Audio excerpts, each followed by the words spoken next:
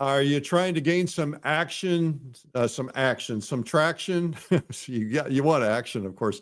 Trying to gain some traction as an artist. Well, we're here to help you today. I want to help you make some extra money, and that's what this is about. Welcome to Art School Live. Today, we're going to talk about questions that you've submitted.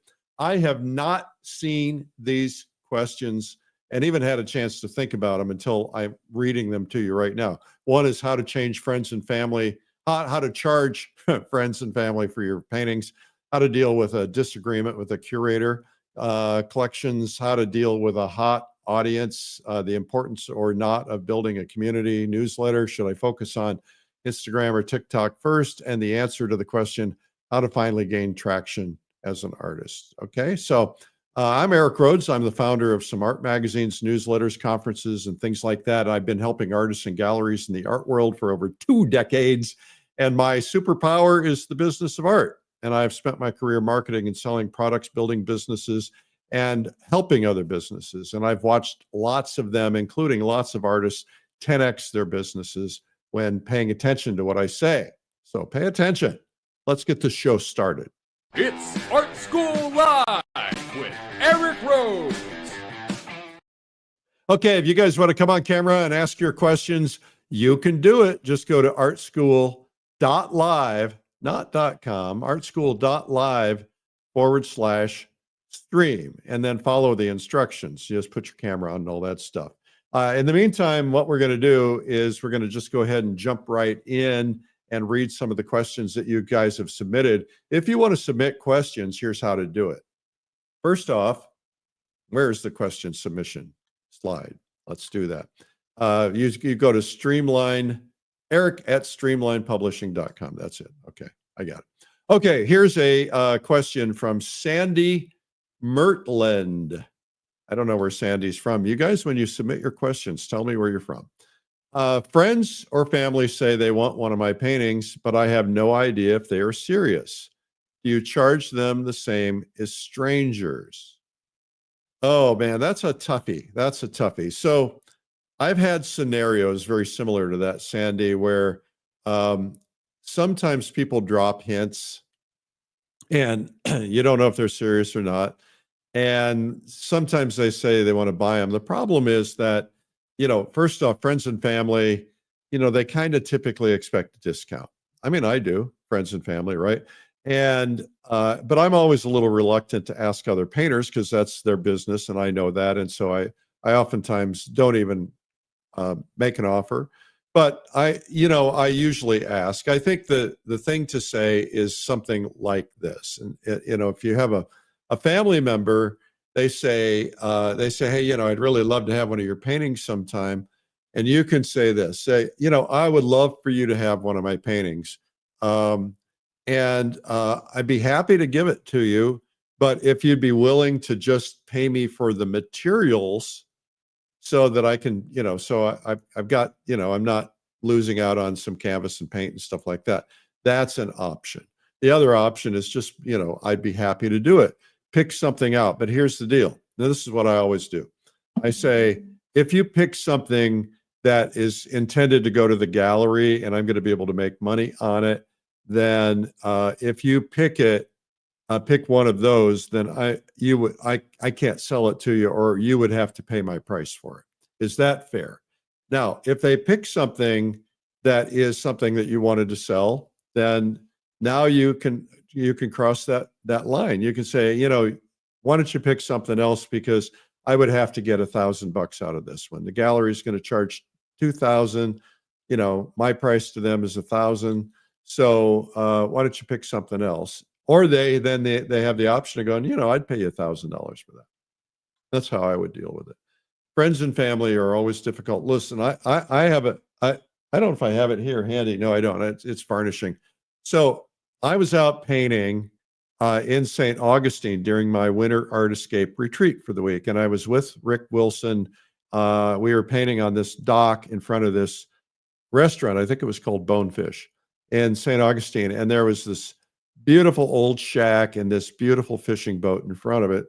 And a lot of people coming in and out of the restaurant, walking down the dock, watching us paint and so on. And this kid came up, and his parents were with him, of course. He was maybe 8 or 9, and he was really interested. I could tell he was really interested. I said, "Do you want to work on my painting with me?" He said, "Yes, I would." And I said, "Okay, here's what I'm going to do." I asked the parents' permission first. I said, "I'm going to take your hand and I'm going to show you how we're going to dip this brush in the paint, and then I'm going to show you how to make a brush stroke." And I said, "Okay, so let's do it." I took his hand and we mixed the paint, and then we laid the brush stroke on. I said, "Now I want you to do it, and I want you to do one up there in the sky. So I want you to use that color in the sky." And he did it, and he did it. I said, "Okay, let's do a couple more," and he did it. And so he's like lighting up like a Christmas tree. I thought, well, that's really cool. So anyway, they left, and they were really like, parents were, "Thank you, thank you, thank you." Well, it turns out I get this email. It turns out this kid has had a medical problem and has been in and out of the hospital for years. And he's like totally into art now, and he wants to paint because of that experience. And so they called me, or they sent me an email, and they offered to buy the painting from me. I can't sell it to him. I want that kid to have that painting so that he'll remember that experience the rest of his life. So I just took it in. I had it at one of my other places, and so I brought it here yesterday and varnishing it, and I'm going to ship it out to them. And they don't know this yet, so if they're watching, sorry, I blew it. Anyway, so sometimes you just got to do things because people love your work. You know, Barbara Tapp, who's one of our dear friends, she loves to help people just get some enthusiasm. So she likes to give paintings away off the easel. There's nothing wrong with that. I think it's really great. Okay, here is a question from Ruth. Oh, we have a doorbell. That means we have a guest. Okay. Who do we have? Oh, we have, excuse me, we have Neil. All right, Neil, come on back. All right. Hey, Eric, thanks for having me on the show. Yeah, well, you're always on the show, man. Well, it's good to be here. It's always educational. I always learn something. And we're gonna meet in person for the first time because you're coming to the plein air convention. I'm coming. I can't wait. I'm All right, looking forward good. to shaking your Couple hand and meeting you for the first time. Yep. Well, I'll be pretty disappointing. I look much heavier in person. Likewise. Okay, what's your question, Neil? All right. So the grok version of John Singer Sargent wants to know, how can an artist balance the pursuit of technical skill and artistic expression with the need to market and promote their work to a wider audience without compromising their artistic vision? Neil, you're too intelligent for your own good. Ask simple questions. I'm a simple man. Okay. Okay. So now what I want you to do is, I don't want you to do it in grok. I want you to come back on camera. Come on right now. And I want you to say this in your own words, not grok's words. Okay. So what's your question? What's the best digital vehicle to communicate with your target audience that you haven't communicated with yet? Wait, that's a different question. No, I want you to ask me the same question, but in your own words. I thought that was the same question in my own words. Okay, read the original question again. How can you balance the pursuit of technical skill and artistic expression with the need to market and promote your work to a wider audience without compromising your artistic vision? And nothing in there about which digital thing you should use. So, okay, let's just talk about that. I would consider technical skill also digital tools and marketing. Well, maybe. It could be, certainly could be. What? Okay, so what's going on over there? You got a lot of noise happening there. If something fell over. Okay. Didn't break. Okay, so here's the deal. First off, let's address that question. The question really is, the way I see it, is how do you balance the need to market your work without giving up the integrity of your heart and soul as an artist? Is that pretty much it? Sure. Okay. Look, I did a speech at the Salmagundi Club a week ago Friday in New York for the American Watercolor Society. And I was doing a speech about marketing art, which I do from time to time. And the very first slide I put up said, don't compromise. And what I mean by that is that we paint for a reason. We paint what's in our heart. And galleries are lovely people, but they're oftentimes notorious for wanting more of the same when the same has been successful. And you can't blame them for that. So like if they can sell, I always use the example Little Red Barns, because this happened to me one time. A gallery said, hey, can you paint some more of those Little Red Barns? They really sell well. If your artistic soul is okay with that, and if you feel you're not compromising yourself and you're willing to paint some Little Red Barns, don't paint the same one over and over again. I mean, there are some artists who are just kind of known for their barns, right? And that's good. But if that's not something that you're excited about, then don't do it, because what will happen is it will show in your work. If I did a commission one time recently, and the commission was something that I regretted doing. And because it was not something that I would have chosen to paint. And that's the problem with commissions. Now, I do say that sometimes there is a compromise that we can make. So if I were making my living full-time as an artist, which I'm not, but if I were, and if it was a choice of paint some more Little Red Barns to make my rent payment, or the choice was go out and get a part-time job working at 7-Eleven, behind the counter, I'm going to paint Little Red Barns, because at least I'm painting, at least I'm getting experience, at least I am doing something that is moving me towards my goal. And when I say moving towards your goal, I've been painting the last week or so, because my wife was out of town. I didn't need to spend any time and attention with her. Didn't have to, be in for dinner or anything like that. So I've been painting like a madman for the last week. I've been painting 2 and 3 1-hour paintings a night, sometimes 2-hour paintings a night. And I am like painting like a rock star after a week of doing that, because I wanted to get tuned up, get ready for the plein air convention, because sometimes I don't paint a lot.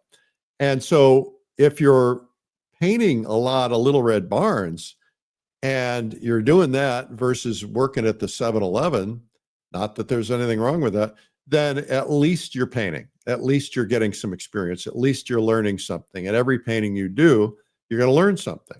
And so I think that's a very positive thing. So that's my answer to your question. Do what you love. And if you feel okay doing what you love and doing some things that some others want you to do, I'm cool with that. But it will show up in your work if you're not into it. That's all I'm saying. All right. A sage wisdom. Thank you. Okay. Thank you, sir. Nice to see you at the plein air convention. Yes, sir. And I want to apologize. You asked me to summarize my question. I had 2 questions prepared, and I summarized my second question. Oh, okay. So, all right. Well, we'll give you that second question. What's your second question? It's balancing technical skill and artistic expression and the need to market and promote your work to a wider audience. So, I mean, you got to wear a lot of hats while you're being a professional artist. What are some tips that you would recommend for balancing those? Read my book. I've just rewritten it. It's not out yet. I don't know when it's coming out. I haven't heard. Maybe we can find out. But I just completely rewrote it. And that book is designed to help people figure out how to do that stuff. When you are, if you're an artist, you're a small business, and most people who are in small business want to become bigger business. And when they get bigger, they want to become even bigger. At some point, you go from doing everything by yourself to doing everything with help, right? Because you have some extra money in theory to be able to get a helper or 2 or 10, whatever the case may be. But when you're first starting out, as I first started out, I was telling my trainer this morning, I said, I started out, I didn't have any money, I didn't have anything, and I'm struggling, and I was just a kid full of hope. And I'm still full of hope, but I was a kid full of hope. I had these big dreams of building my business and what was going to happen. And you know, I had to learn everything. And this is something that I tell my kids, and it's something I tell my employees, and that is if you can learn everything, um, it's a real benefit to you, because then in the future, nobody can pull the wool over your eyes, right? And not that people do, but you know, if you have, if you know how to do something and you've hired somebody else to do it and they're telling you, well, this isn't possible. You go, yeah, it is. Here, just hit this button and do that thing, right? So then all of a sudden they're like, oh, he knows, I can't use that excuse anymore. So I think the idea is you have to do everything, and you have to pick and choose what you do. The reality is you cannot do and be effective. You can't do everything and be effective. So what I want you to do is to pick one thing and get really good at one thing and focus on that one thing, and don't do any other things, because you know, there's a thing called massive action. Massive action is a military term, and what that basically means is they're going to bomb you, they're going to bring soldiers in, they're going to have lasers, they're going to have, you know, they're going to hit you from all angles. That's called massive action. And we do that kind of thing, massive action, when we market. You know, we'll do Facebook ads, we'll do Instagram ads, we'll do Twitter ads, we'll do you know, traditional ads, we'll do direct mail, we'll do phone calls, we'll do text, we'll do, you know, a little bit of everything. That's massive action. You can't do that without a team. And so when you're on your own, you are your team. And so that's why I tell artists, spend 20% of your time on your marketing and on your business. And they're like, well, what do I do? I just do one thing. Just do one thing and do it over and over again, and do as much of it as you possibly can do. Then that one thing, as far as I'm concerned, is build your own list and build your own media, which means your own newsletter. So your goal is to get names of people who are potential clients. You don't want names of people that are not going to ever buy anything, right? So you got to, every time you meet people, if they express interest in your art, you say, hey, can I put you on my email list? Yeah, sure. You know, and you get their permission, because you have to have people opt in. And so do one thing and do it really, really well. And that will help you get started. It will help your sales, and then it will help fuel future sales, and then it will help fuel future help. All right. Does that make sense? Yes, sir. All right. That was outstanding. Thank you. Goodbye, sir. All right. Okay. If you want to come on, I think we have another one ready to come on, and it is Jim Beckley. Jim, welcome to Art School Live Marketing Monday. I'm not hearing you. You are muted, sir. You are muted. Maybe. Oh, there we are. You hear me? Jim, where are you calling from?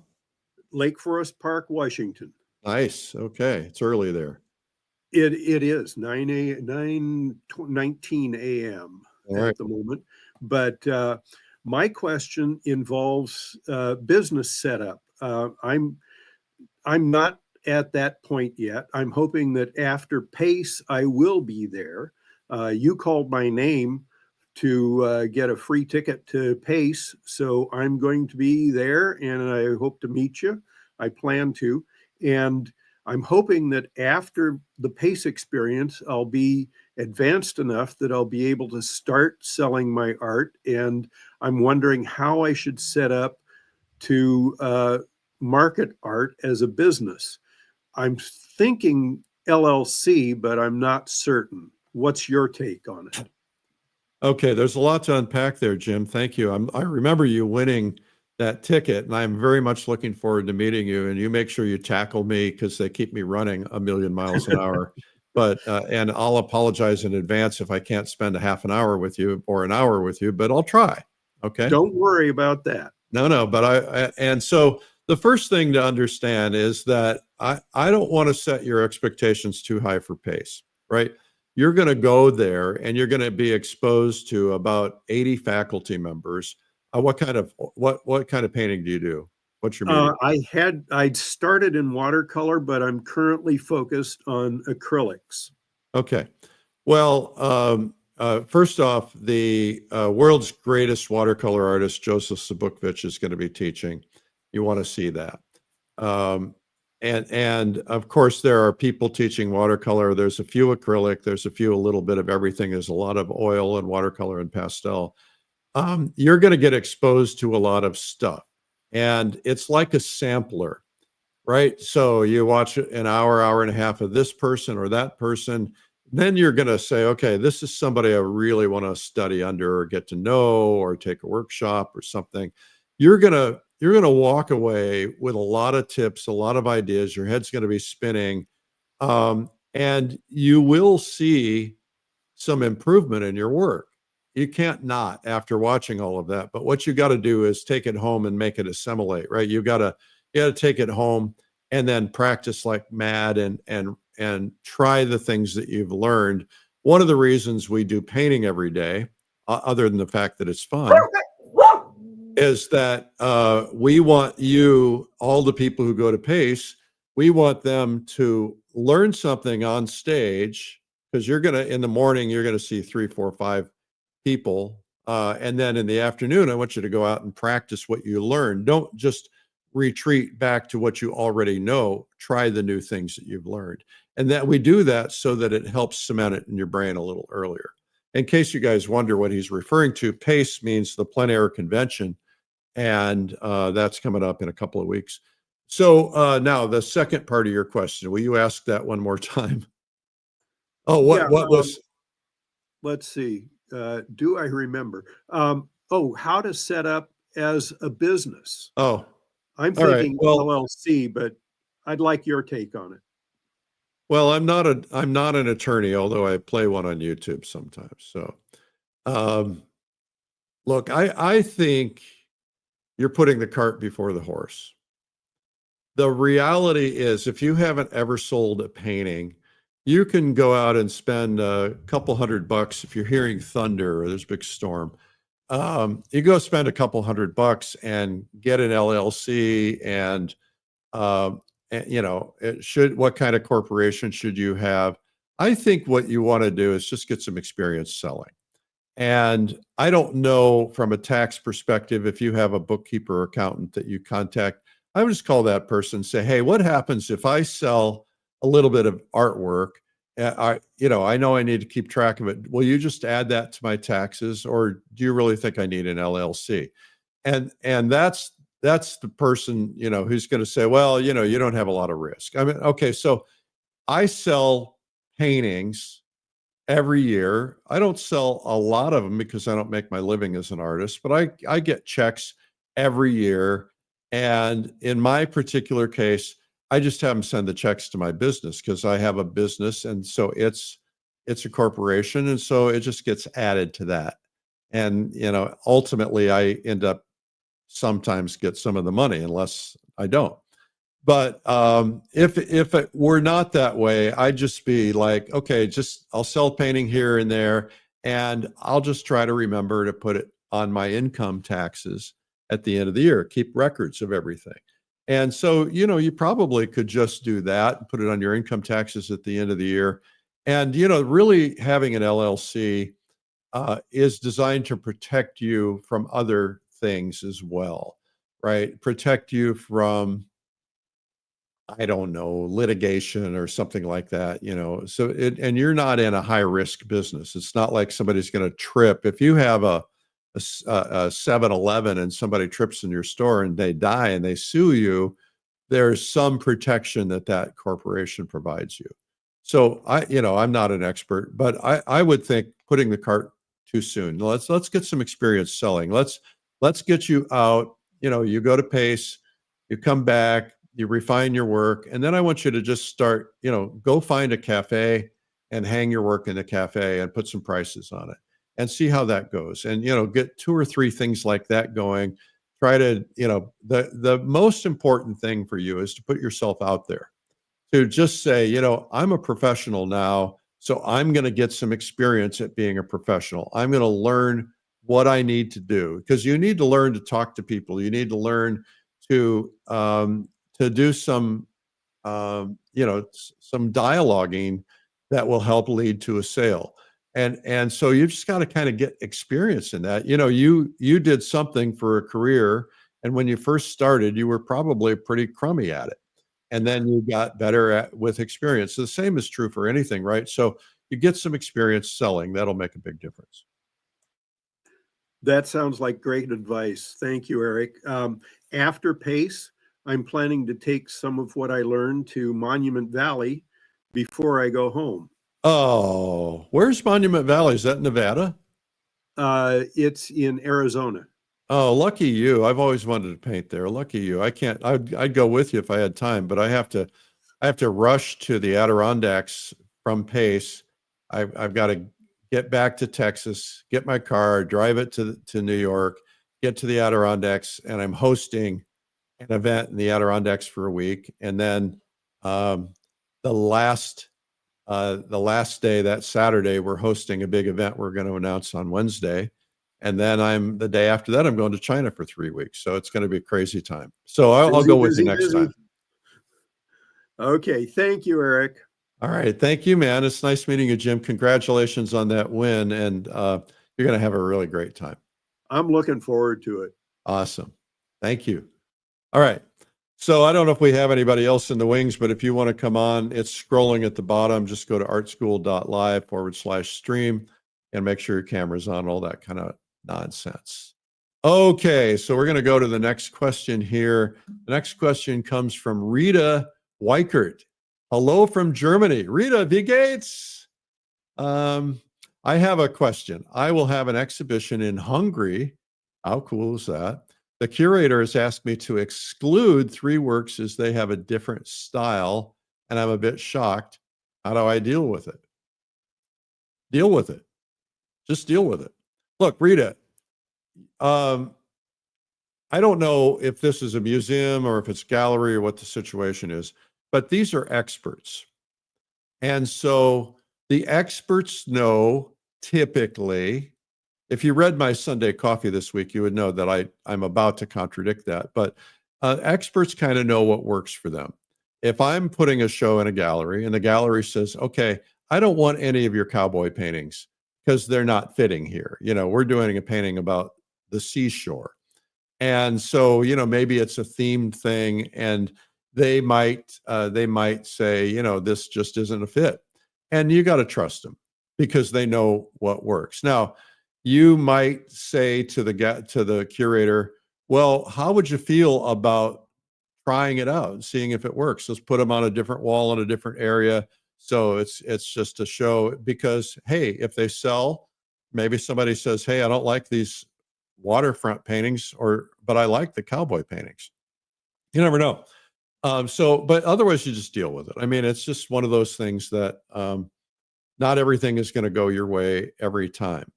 But I think, you're very, very fortunate to have a curator who wants to do an exhibition and to help you sell. So that's really, really terrific. Good. Congratulations on that. I hope that's helpful. Wie geht's? Tschüss. All right. I'm rusty in my German. All right. Suzanne Gibson. I work in various mediums, oil, watercolor, acrylic, and I do studio and plein air work. How do I best curate a collection of work? Do I create a separate page on my website or each style or medium? Well, I think, Suzanne, I guess it depends on what you want to accomplish. I can tell you that I think that we as artists, people like me, who I have to do a lot of different things. Like last night I painted in acrylic. Last night I also painted in gouache. The day before I painted in oil.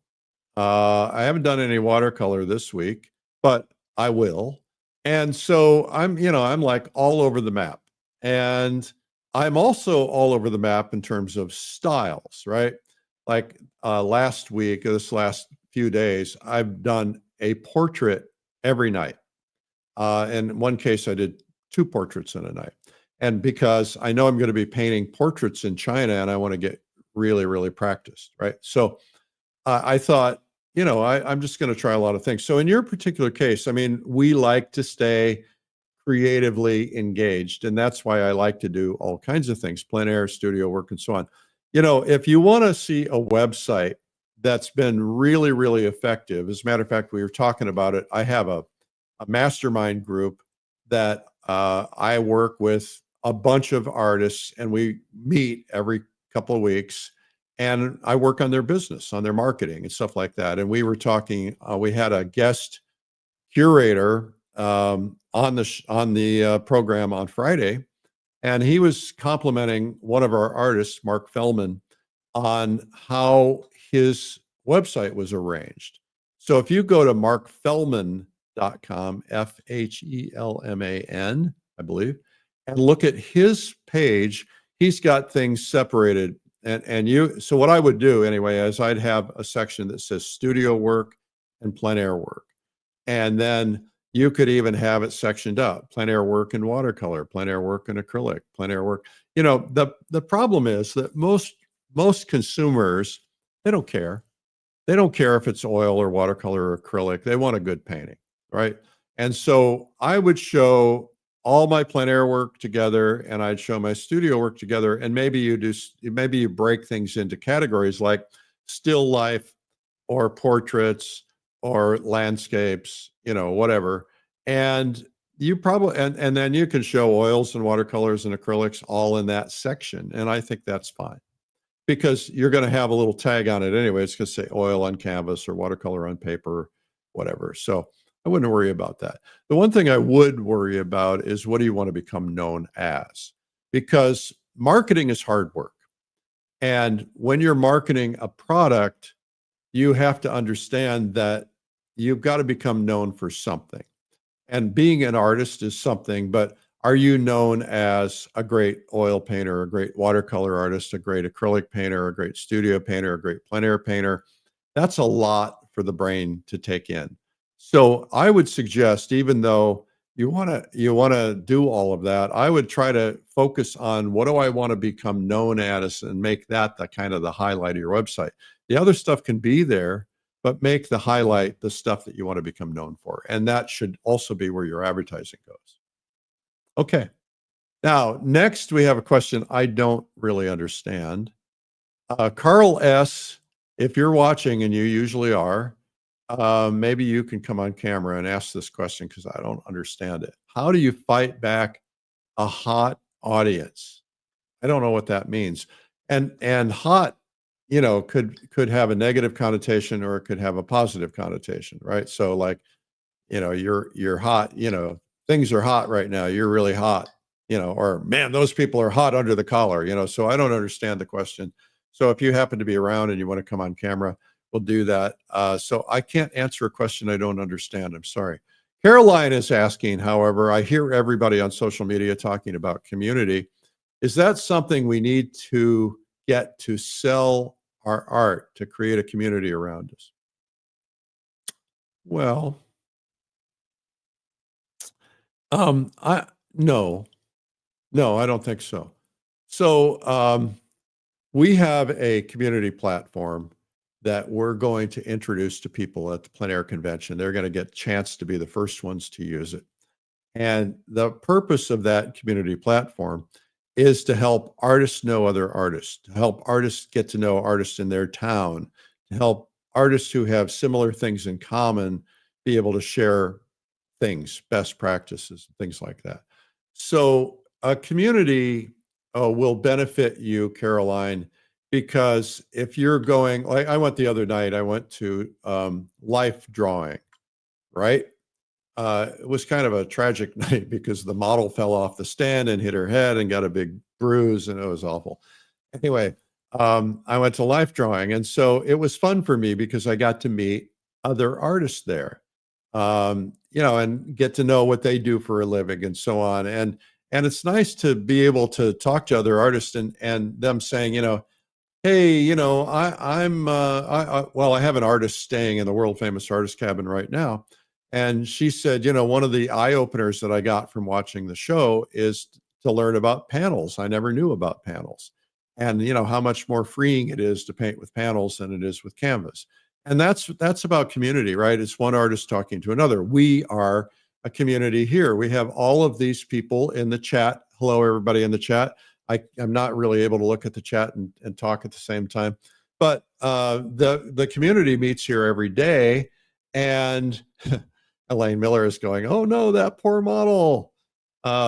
Anyway, it was, you know, that it's this community that we share information together with. So become a community of artists. Now, let me flip that just a little bit. If you want to become a well-known local artist, and I recommend every artist try to do this, right? Because I think every artist should have two strategies. One is a local strategy, the other is a national strategy. Local strategy is become the known artist in your community. And the national is to become known to a national audience where there's a wide variety of collectors and so on. So if you want to become known in your community, then getting involved in the community there, going to fundraisers, community auctions, things like that, getting your work out there, being in silent auctions, going to, you know, this and that, and getting to be known. I think that's very valuable. That way they kind of know you and they know what you do and they're going to think of you. And the goal is in all marketing is that you want people to think of you first. All right. Okay. All right. I don't know where Kyle, if Carl S is going to come back on or not. We'll find out. In the meantime, let me just tell you about a couple of things that are happening real quickly. First off, if you're not a subscriber to this program, what's the deal?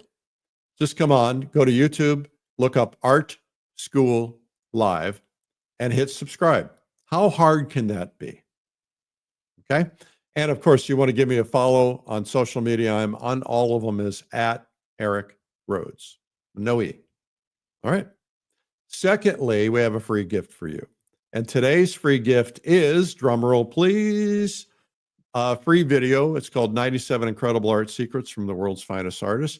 And you can get it instant streaming for free, 97artsecrets.com/ASL for Art School Live. Or if you want a DVD, we ask that you pay the shipping. All right. It's not much, it's a few bucks. And it's really good. It's a couple hours of secrets from some of the videos that we've produced at painttube.tv. Pretty incredible stuff. All right. Now, next, let me just tell you this. I am so excited.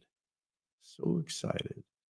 So, I started doing this. I don't know when I started doing it. Oh, I thought, you know, I'll take a group of people to New Zealand. And wouldn't that be fun? And we ended up doing this incredible trip to New Zealand. And rather than just hanging out with me and painting every day, which is fun, we decided to combine like touring and painting because like, I'm thinking if I were going to go to New Zealand for the first time, I'd want to see everything too. So what we did is we hired these tour operators. And anyway, we did New Zealand twice. We did Africa. We did Japan last year. And this year, this fall, we're going to Switzerland.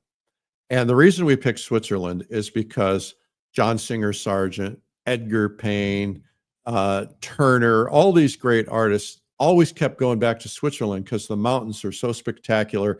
And it's scenic. You get these small villages with the big mountains and the cows in the foreground. And it's just so magnificent. As a matter of fact, I was practicing Switzerland paintings last night, copying some artists who had done them because I wanted to learn about what I'm about to paint.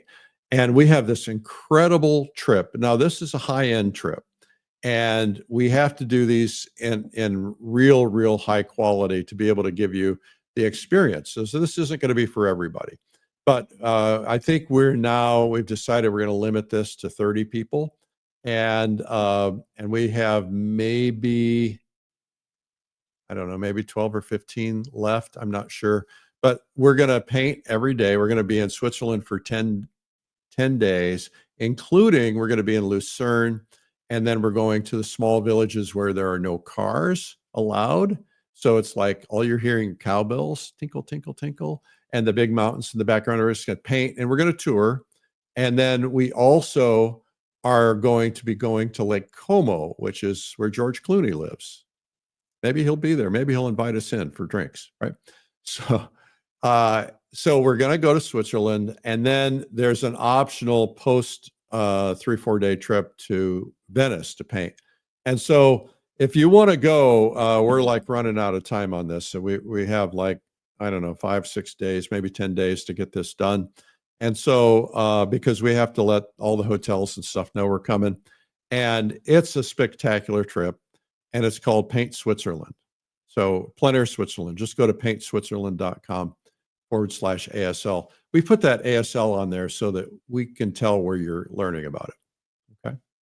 Okay. So we have, if you want to come on, you want to just do that, make sure you just go to artschool.live/stream. You can come on camera, and we would love it if you did. I see a lot of friends in the comments, and I don't know if I can find a question in the comments here or not, but well, I'll tell you what, I'll go back to the questions that were submitted earlier. Okay, Derek Coleman from North Carolina. Derek says, do collectors actually care about artist newsletters? I feel like no one reads mine, but everyone says to keep sending them. Well, why do you feel that way? Why do you feel that way? Okay, so here's the deal on artist newsletters, and I go into depth on this in the book. You know, most artist newsletters are like, I'm great, I'm wonderful, it's all about me, I did this, I did that, yay me, yay me. Boring. Nobody wants to read about you. I'm sorry. I mean, you think they do, but they don't. They, they're there for a reason, because they like art, and they like your art probably. But I think you've got to make it about them, not about you. So if collectors don't care about your newsletters, what would they care about? What could you put in your newsletter? First off, the most important thing in a newsletter is the subject line. And so if your subject line says, my November newsletter, I'm so bored. All right. So what can you put in there that's going to reach out, grab them by the neck, and drag them in to read it? You want a powerful headline in the subject line. Then you want a powerful headline the minute they open it. And that powerful headline needs to be something about what they want. So what could you do in there that they might want to read about? And so you still can talk about yourself, but you want to pull them in with something else, like, 3 tips on hanging your art, on how to hang your art and light it and make it look better, right? And then you do that, and then you say, hey, by the way, I'm in Switzerland, and I just went to Switzerland with Eric, and I'm doing a show of my Switzerland paintings, and you can tell your story, but always put it from a perspective that impacts them. It's like, why should I care? Always ask yourself that. Why should I care? And if you can put it in, frame it so that, like, my collectors will be happy to know that all of my Switzerland paintings are going to be available to them first before I make them available to the general public. All right. Or I'm going to Switzerland with Eric, and we're going to do a show of the Swiss paintings afterwards, but anyone who pre-registers will get first dibs. Right. Now that's stuff they care about. Okay. All right, Derek. Okay. Next we have Diane. Diane, open the door. Where's the door? Hi, Diane. Hi, what's Eric. your question? I'd like to build a collection of work for my horses, and should I keep trying to build the collection, or should I be selling the collection as I build it?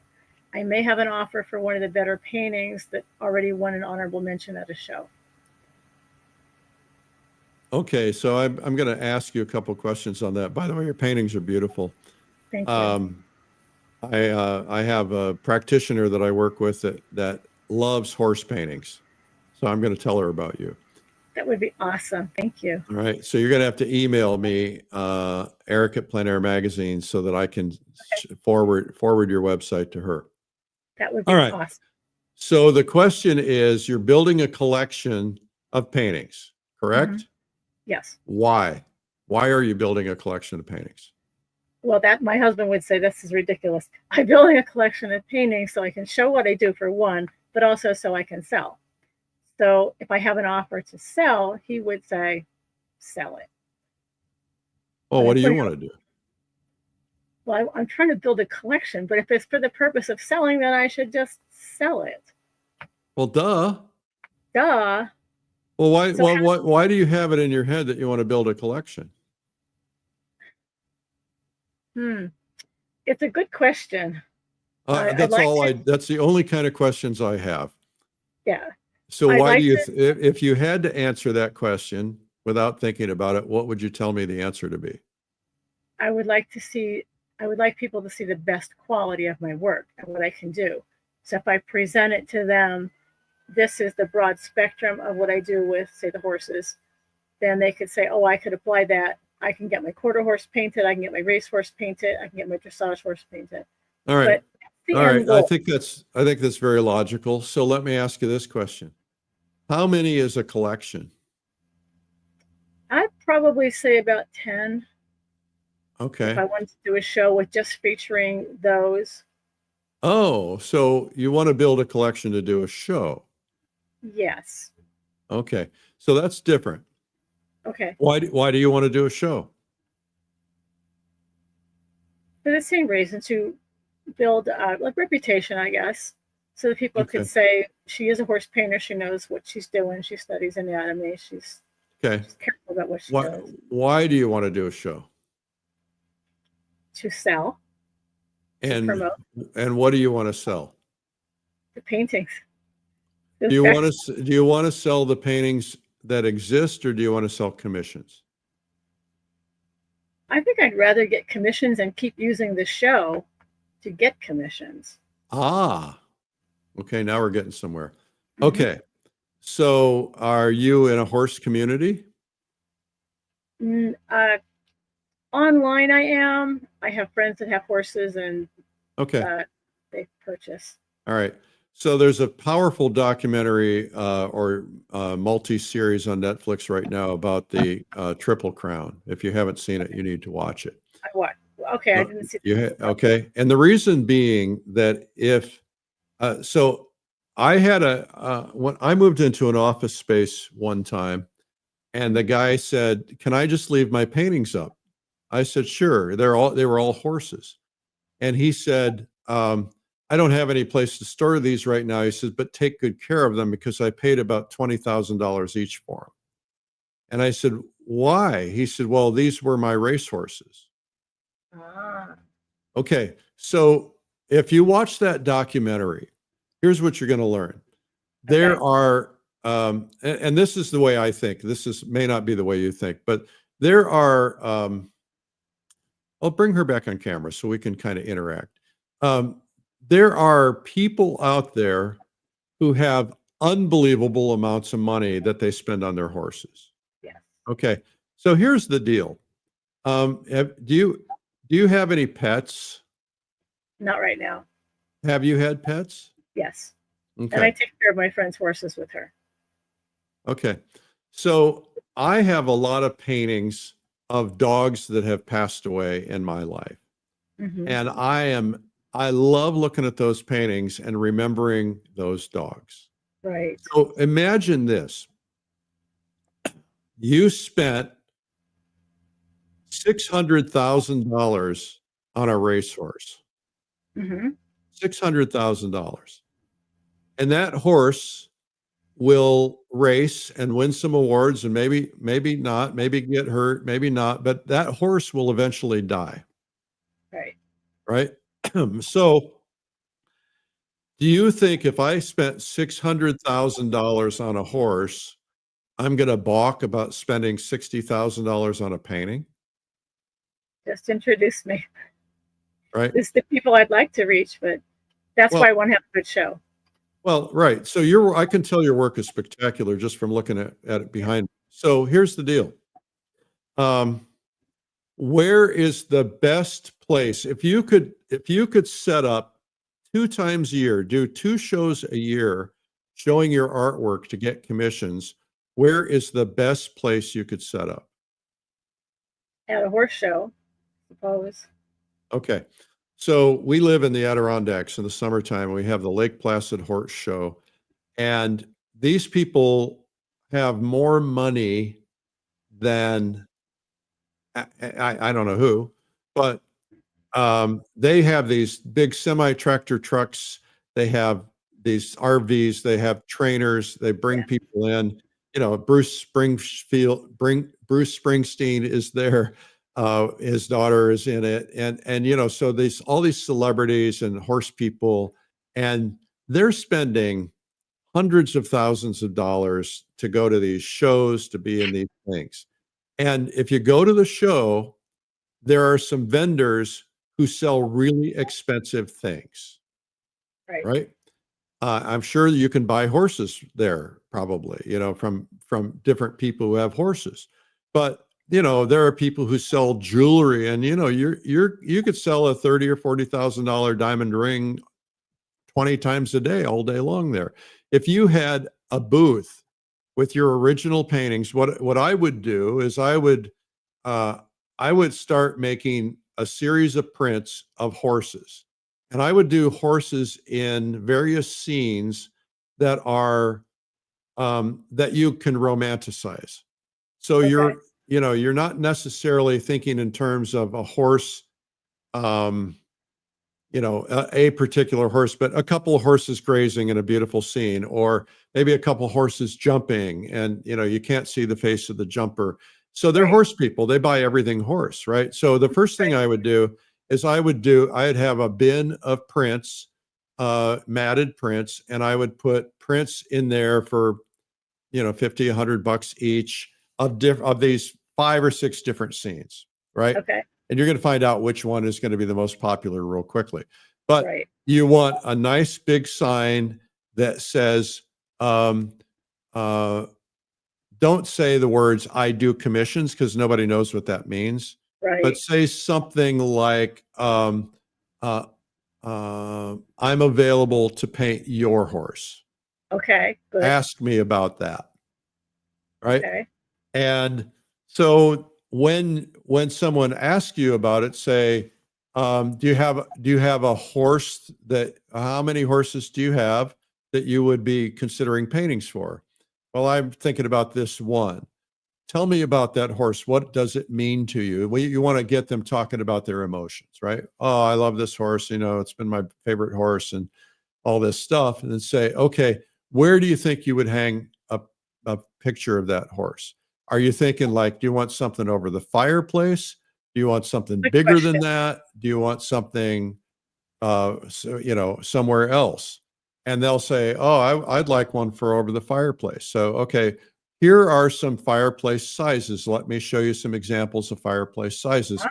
Best if you can show some pictures in situ, right? Actually over fireplaces. By the way, there's some apps that you can get that do that online.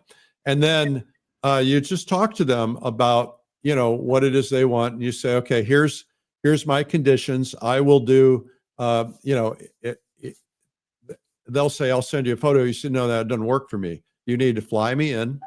I will do sketches and initial paintings to get the color and so on right. I charge X amount for that. I have to have this amount up front. And here's my process for commissions. You can say commissions now. And then you say, okay, my process is I do this initial piece. And at that point, that's 1/3.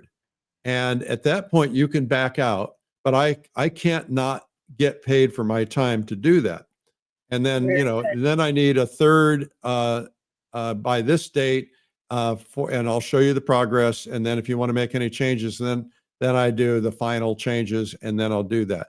Now, if you want me to come in for a grand reveal where you hold a cocktail party for your friends and you want me to come in for a grand reveal, then I also need to be paid to come in and do that. And I usually will speak for a minute or two, but typically, you know, it's an airplane ticket and a couple $1,000s for my time, right? And so you're getting a $60,000 portrait Or you can say, or I have a package where I do it all for $80,000, you know, whatever it is.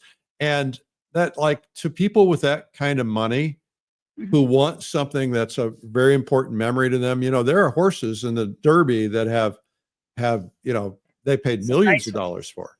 And, you know, they're not going to think twice about that because they want the best. And so you've got to package yourself as the best horse painter alive. And then, you know, go out where the money, stand in the river where the money is flowing. And that will answer that question.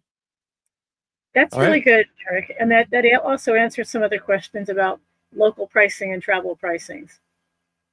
That answers some questions that I had. Horses, I help me understand the question a little bit more. No, you answered the question. Oh, I did. Oh, okay. The question was charging prices locally and charging prices travel. You answered the question. Well, I do think your prices need to be relatively consistent. I mean, you don't want somebody to find out that you charge $10,000 for a $60,000 painting. Right. You know, and by the way, you can't start out at $60,000. You got to ratchet it up. You got to get some experience. You got to get known, but eventually you get there. And so the first thing to do is get some local commissions, cut some deals with some people so you have some examples. And say, okay, you know, here's the deal. I need a picture of this over your fireplace, and we need a picture of the revealing. And, you know, that way I can help other people understand that. You need a testimonial. I was so great to work with, and it was much faster than I anticipated. No drama, you know, all that stuff. That's good. Sounds very good, Eric. Thank you very much. That's very Thank you, Diane. Good luck. If I ever have a horse, I'll send you $60,000 and you'll do a painting for me. And I will message you about the other thing. Yes. Okay. Terrific. Thank you so much. Okay, guys, I think we're kind of out of time. We didn't get to all the questions, but we'll get to them next week. A reminder to subscribe to the program. Just hit subscribe. Also, go to YouTube and hit subscribe. Also, follow me on social media. And I want to remind you guys that the Plein Air Convention is coming up, and everybody's going. It's going to be so much fun. And we still have some tickets left. There are no more hotel rooms at our special rate. The rates have gone up, but they're still cheap because it's a casino. And we're going to be in Reno. If you live in anywhere within driving distance, there's no excuse. You should come. It's going to be really, really terrific. It's going to be a lot of fun.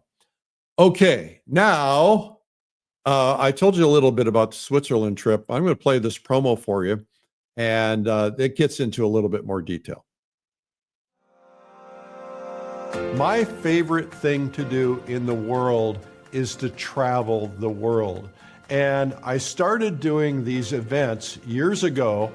I have a whole list of places, and I got a list of places from a lot of the people who've attended, and we have worked on giving you the places that you most want to go. The number one place on our survey was Switzerland. And it wasn't just, hey, we want to go to Switzerland and see the places everybody goes in Switzerland, you know, the big cities. No. Everybody wants to paint the Swiss Alps. They want to paint the small villages with the church steeples. So we want to have the Matterhorn in the background or the Jungfrau in the background. We want to have the spring flowers in the front and the cows and paint in these villages. And so I've put together a special painting trip that's coming up in the fall. This trip is limited to 50 people, and we're going to put on our lederhosen. No, we're not really going to do that, but we're going to put on our paints, and we're going to go out there in the fall when it's still warm enough, and yet we're going to get the beauty of the fall colors, and we're going to get the beauty of Switzerland. Now, that's not all. You may say, okay, Switzerland is enough. And you're right, Switzerland is enough. But there's some more things we want to do too, right? Because we're close to some other areas. We're close enough to one of the most beautiful lakes in the world that we're going to go to Lake Como. You've seen hundreds of beautiful paintings of the villas and the mountains of Lake Como. We're going to go to Lake Como to paint, and we might even make our way over to the lake next door, which is Lake Gardia. We're working on that. We'll figure that part out yet, but we're going to go to Lake Como. And then, if that's not enough, we've put together a post trip. That means you can go to just the Switzerland Lake Como part, Or you can add the post trip. The post trip, we're going to go to Venice. We're going to take the train down to Venice, and we're going to paint in Venice for 4 days. Because John Singer Sargent did it. Everybody wants to paint Venice. I want to paint Venice. I painted there. I can't paint there enough. It's so wonderful to stand there and paint the beautiful chapels and the beautiful scenery and the boats and the people and the color. It's just magnificent.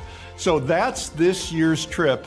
And I want you to look at the details on the website. And I want you to ask yourself this: when am I ever going to get to go and spend 10 days painting with a group of friends and painting what I love?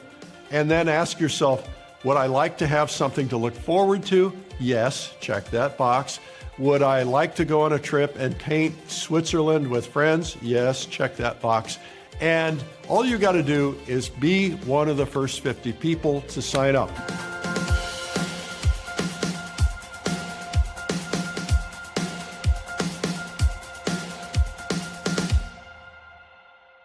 And just to convince you, I'm going to do a yodel.